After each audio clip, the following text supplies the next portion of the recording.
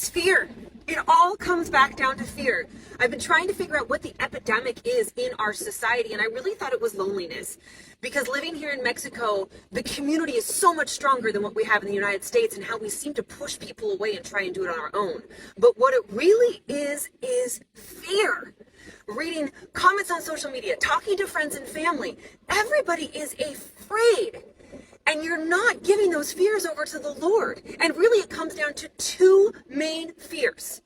Whatever it is that you're afraid of, whether you're afraid my family's going to get taken by the cartel and murdered, I'm going to get bit by a snake, you're going to lose your job, you're going to not have the love in your life, whatever it is that you're afraid of, it all boils down to two main fears.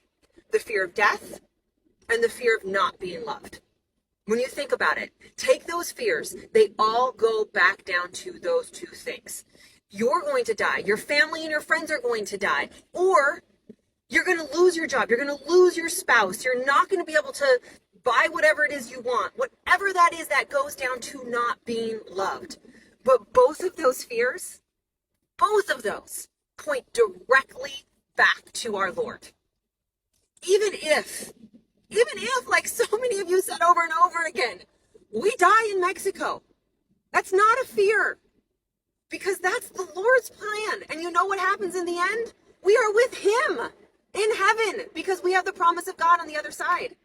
And even if you do lose your job, lose your house, lose your health, and you feel like nobody loves you, you're wrong. Because you are always loved by the Lord. And in both of those fears, no matter how big they are, and I am no way diminishing any of our fears, because I'm saying this to me as much as I'm saying it to anybody else, because I have been through so many of these pains, and there is so much pain in all of these fears. But no matter what, even if the worst happens, you give that pain to the Lord, and he is enough to absorb it. He is enough to make it so that you can survive. You've got to take those fears and you've got to replace it with the Lord's power. Speak it out loud. Hand the fears over to him. Boil your fear down to those two main fears and realize that our Lord is enough. He is. And in that pain that you feel because the scary thing is happening right now, you give it back over to him. Because not only is he enough to conquer death, and not only is he enough to love you no matter what, he is enough to take care of your pain. And he will. You just have to let him.